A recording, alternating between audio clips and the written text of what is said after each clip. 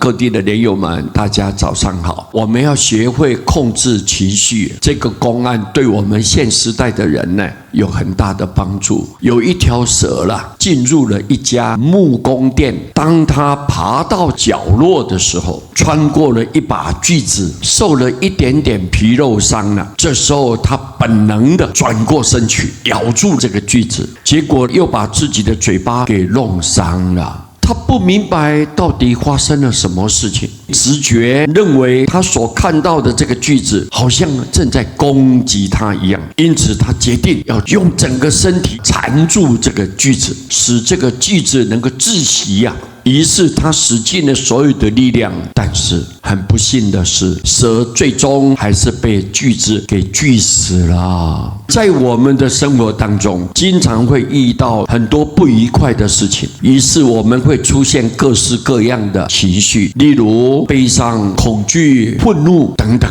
每当这些情绪出现的时候，我们是用什么态度去应对呢？是压抑它，还是发泄它，还是逃避它？我们会发现，如果采用这些方法去应对，无论如何都解决不了问题的。最好的方法还是应该去面对它，拥抱它，然后处理它，放下它。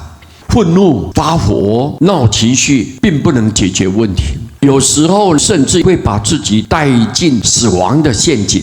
因此我们千万不要稍微受到一点点伤害，就一味的认为都是别人造成的。其实伤害自己的往往是自己本能的弱点。所以我们要学会控制情绪，学会冷静思考，学会放下一切。这样子的话呢，事情能够迎刃而解，更重要是不会伤害到你自己。这一点呢，提供给各位大家参考。阿弥陀佛。